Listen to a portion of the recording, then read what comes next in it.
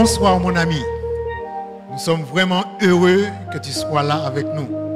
Nous sommes ici chaque soir et pendant cette semaine et nous voulons vraiment que tu puisses bénéficier de ce que Dieu a de meilleur pour toi. Notre semaine de gestion chrétienne, une semaine de réveil a pour thème Dieu en premier. Et nous voyons l'histoire de plusieurs personnes dans la Bible. Que Dieu puisse te bénir. Bienvenue à ce moment spécial et que Dieu t'accorde sa bénédiction sans pareil. Bonsoir chers amis, bonsoir chers frères et sœurs, bonsoir nos amis, tous ceux qui se trouvent sur le net. Donc voilà, nous remercions le Seigneur de ce privilège qu'il nous accorde dans ce temps de la fin de pouvoir nous nourrir de sa parole de vérité. Voilà, nous allons implorer la présence du Seigneur parmi nous pour pouvoir comprendre sa parole qu'il a à nous dire en ce soir. Je vais mettre à genoux.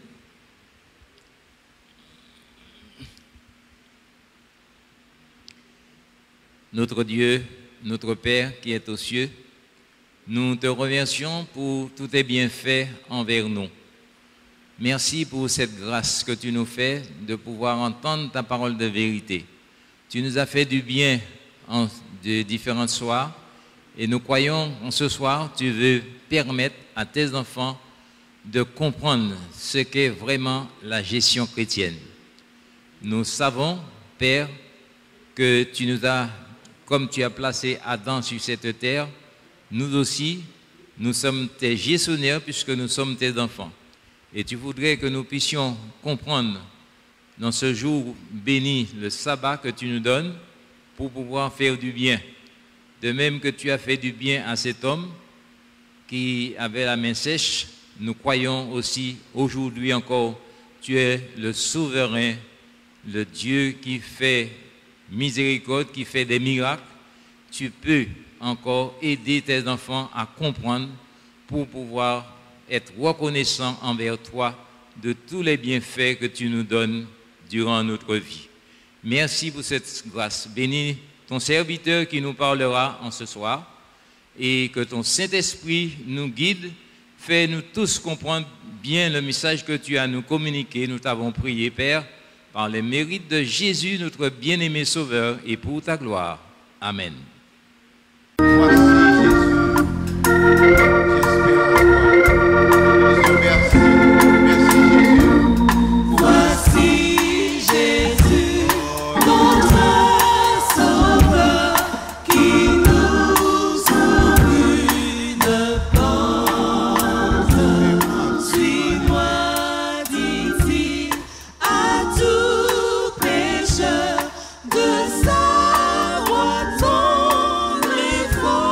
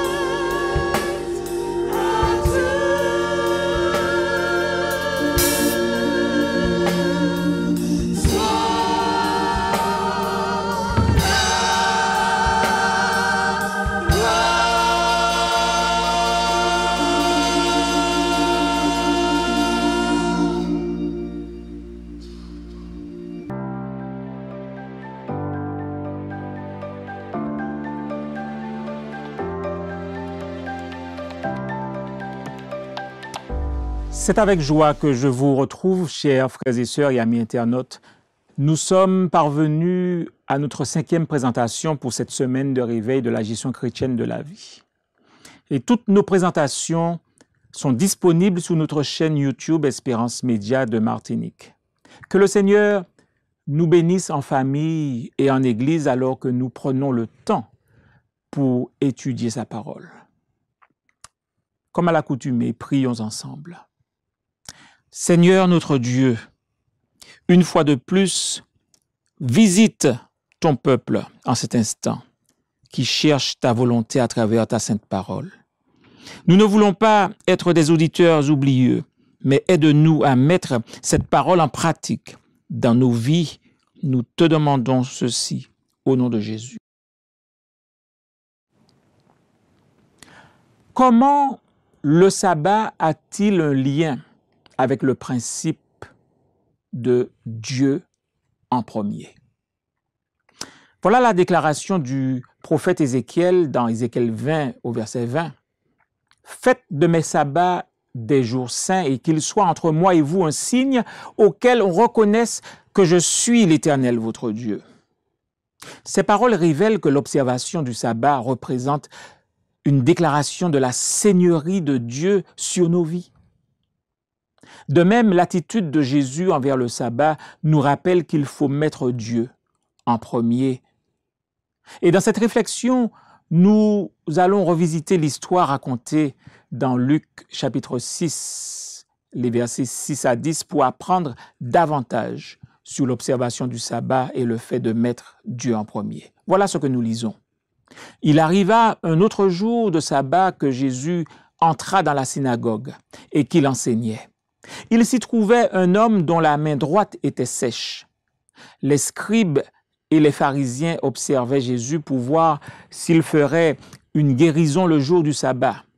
C'était afin d'avoir sujet de l'accuser. Mais il connaissait leurs pensées. Et il dit à l'homme qui avait la main sèche, « Lève-toi et tiens-toi là au milieu. » Il se leva et se tint debout.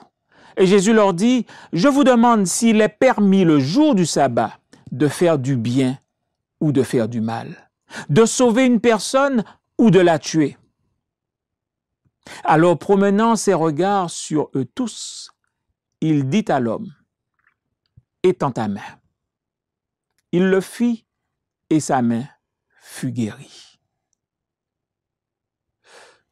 Le récit de ce miracle commence avec les mots « un autre jour de sabbat ». Eh bien, les évangiles font souvent allusion aux actions de Jésus durant le jour du sabbat. Jour du sabbat qui s'étend du coucher du soleil de vendredi au coucher du soleil de samedi. Et dans ce chapitre, Luc, le narrateur, a regroupé 2 événements liés au sabbat. Le premier parle des disciples qui prennent des grains d'un champ pour les manger le jour du sabbat. Les pharisiens les blâment d'avoir désobéi à la loi. En guise de réponse, Jésus va justifier leur action et se déclare maître même du sabbat.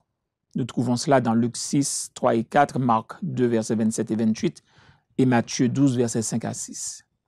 Le second événement est un récit d'un des miracles de Jésus accompli le jour du sabbat.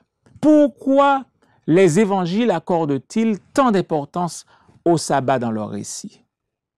Eh bien, contrairement aux fêtes comme la Pâque, les tabernacles ou le Pourim, la célébration du sabbat n'était pas une commémoration d'un événement important de l'histoire d'Israël. C'était et c'est toujours un mémorial hebdomadaire de l'acte de la création. Dieu a tout créé. Tout est venu à l'existence par l'intervention initiale de Dieu dans l'univers. Ainsi, ce jour est un rappel constant que Dieu est premier et pourvoyeur. Incontestablement, l'observation du sabbat aida Jésus à maintenir une compréhension claire de son affiliation avec le Père, comme exprimé en ces termes dans Jean 3, verset 35. « Le Père aime le Fils et a tout remis entre ses mains. Le Père est le propriétaire pourvoyeur et le Fils agit comme étant son gestionnaire. Du reste, Ellen White a écrit ces mots au sujet de l'objectif principal du sabbat que nous trouvons dans le livre Jésus-Christ à la page 116. Voilà ce qu'elle dit. Aucune institution confiée aux Juifs ne servait autant que le sabbat à les distinguer des nations environnantes.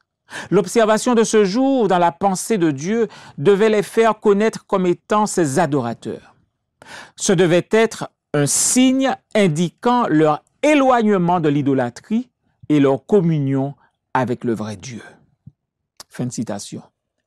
Ô chers frères et sœurs, chers internautes, le but du sabbat est que l'humanité s'aligne avec l'ordre qui existe dans l'univers. Dieu en premier, en le reconnaissant comme celui qui pourvoit et soutient toutes choses. L'existence humaine se déroule sur deux plans, dans le temps et dans l'espace. Adam a été créé le 6e jour et placé dans un jardin.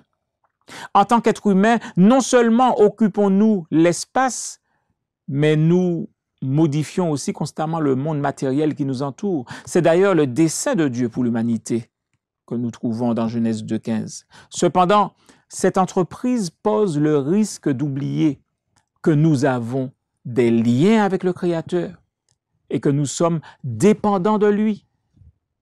Plusieurs ont fini par fonctionner avec un esprit purement matérialiste. Et pour empêcher cet état de fait, Dieu a établi le premier jour complet de l'existence de l'homme, non comme un jour de travail, mais comme un jour de repos. En gardant le sabbat, Jésus a donné l'exemple de la perspective que nous devrions adopter concernant les actions. Du reste, Jean 5, verset 30 nous dit « Je ne peux rien faire de moi-même ». Le sabbat nous aide à nous souvenir que nous ne sommes pas ceux qui soutiennent le monde, ni notre existence.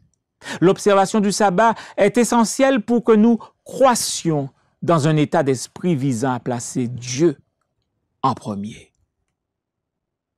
Nous trouvons Dieu en premier, ce concept, à travers l'adoration collective.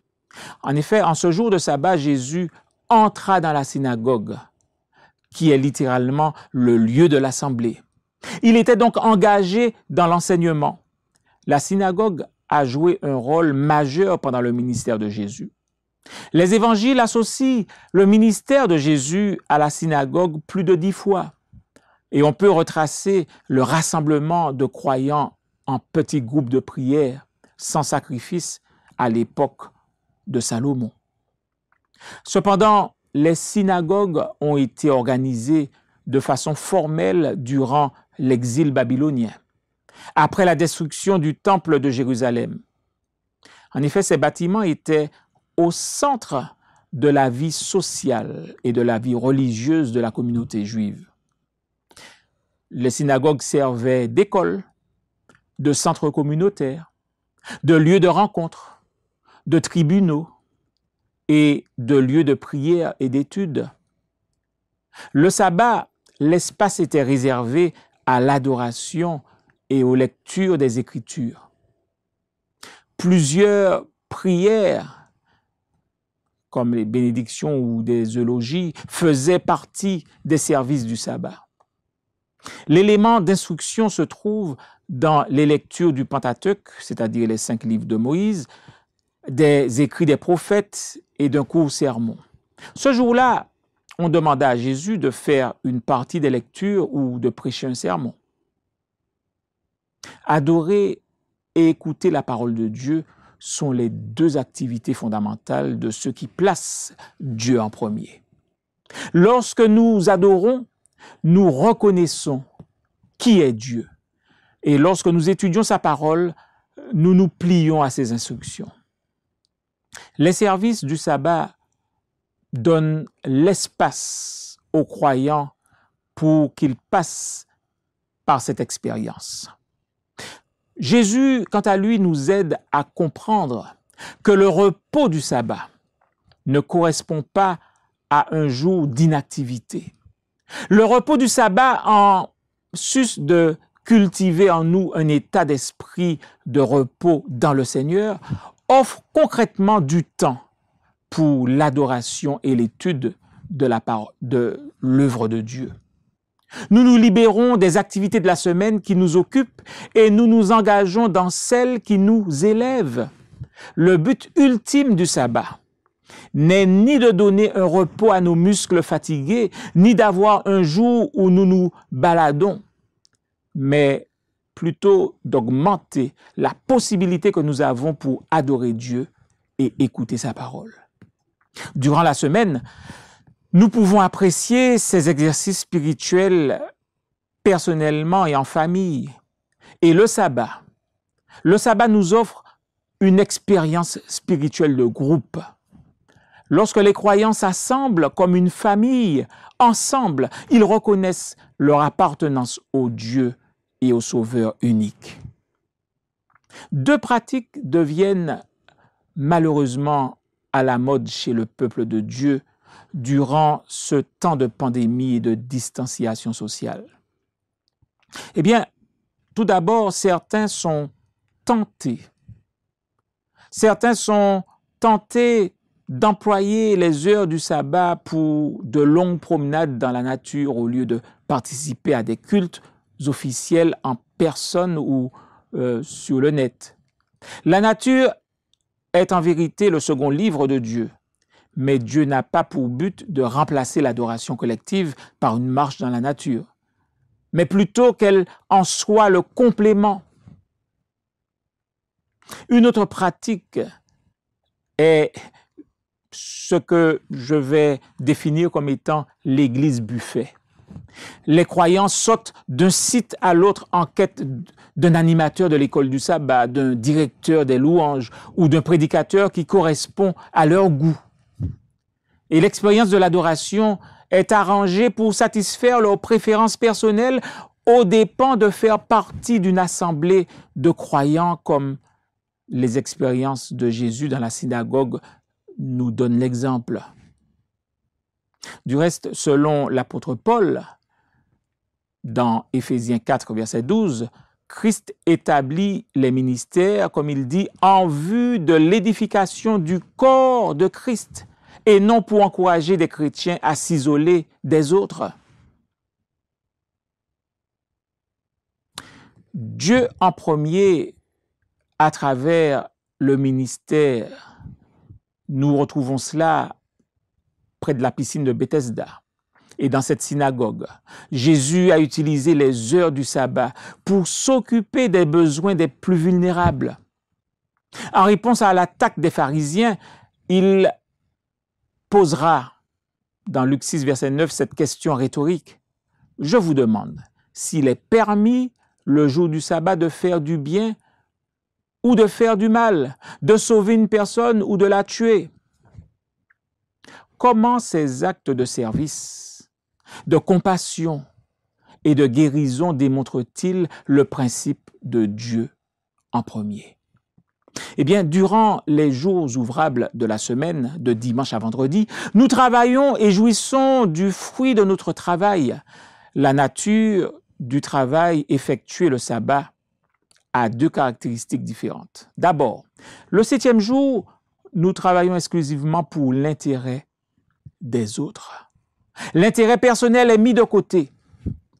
Et Abraham Heschel, dans son livre « Le sabbat », évoque la nature altruiste des activités pendant les heures du sabbat. Voilà ce qu'il dit. Il y a un monde temporel où le but n'est pas d'avoir, mais d'être. De ne pas posséder, mais de donner. De ne pas contrôler, mais de partager. De ne pas soumettre, mais d'être en accord. De plus, notre service auprès des nécessiteux est équivalent au service de Dieu. Le sage, dans Proverbes chapitre 19, verset 17, dit « Celui qui accorde une faveur aux pauvres prête à l'Éternel. Et Jésus mentionne dans Matthieu 25 au verset 40 que toutes les fois que vous avez fait cela à l'un de ces plus petits de mes frères, c'est à moi que vous l'avez fait. Tous les actes de bienveillance sont ultimement adressés à Dieu. Et le sabbat est le jour de Dieu en premier par excellence, parce qu'en ce jour, nous mettons notre personne de côté et nous servons Dieu à travers les autres. Le péché et ses conséquences ont défiguré, ont brouillé l'image de Dieu chez les humains. Nous restaurons l'image de Dieu dans l'humanité à chaque fois que nous œuvrons pour améliorer les conditions de vie des autres. Du reste, Ellen White transmet cette idée dans son livre Jésus-Christ à la page 119 lorsqu'elle déclare ceci: « Toute religion dénaturée apprend à ses adeptes à ne pas se soucier des besoins, des souffrances et des droits de l'homme. L'Évangile attribue une plus grande valeur à l'humanité qui a été rachetée au prix du sang du Christ. Et elle enseigne les plus tendres égards pour les besoins et les malheurs de l'homme. » Oh, chers amis, toute forme de ministère de restauration aide les bénéficiaires et les observateurs à apprécier l'amour et la puissance de Dieu. Ceci conduit plus de personnes à placer Dieu en premier. La façon dont Jésus a gardé le sabbat aide à cultiver l'état d'esprit visant à placer Dieu en premier, à pratiquer les principes de Dieu en premier et à influencer les autres à adopter cette philosophie de vie. Lorsque les heures du sabbat sont consacrées à l'adoration en communion, à l'étude de la Bible et à un ministère altruiste, il devient le jour le plus agréable de la semaine. Il devient un délice pour ceux qui observent le sabbat. Je vous invite, chers frères et sœurs, chers amis internautes, je vous invite à en faire l'expérience. Et Dieu, qui est fidèle, saura nous aider à y parvenir. Que le Seigneur nous bénisse. Pour aller plus loin, qu'est-ce qui vous empêche de faire l'expérience du sabbat comme le jour de Dieu en premier? Par quels moyens voudriez-vous enrichir votre expérience du sabbat? Y a-t-il quelqu'un qui fait face à des formes de défis ou de persécutions à cause de son observation du sabbat? Présentez son nom pour les prières d'intercession. Ma promesse pour aujourd'hui. Aide-moi, Seigneur, à observer le sabbat, m'y préparer comme il le faut le vendredi, en respectant ses limites, avec des pensées justes et des activités appropriées.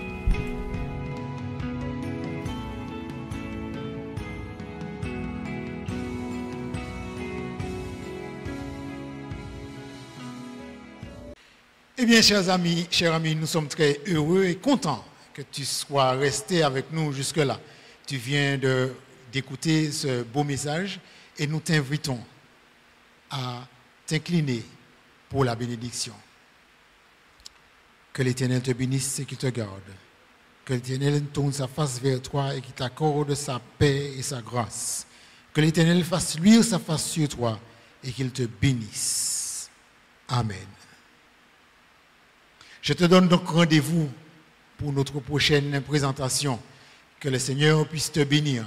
Partage le lien Adventiste Californie 972 sur YouTube et invite tes amis à bénéficier de ces merveilleuses choses que tu as découvertes dans les messages que le Seigneur t'a présentés.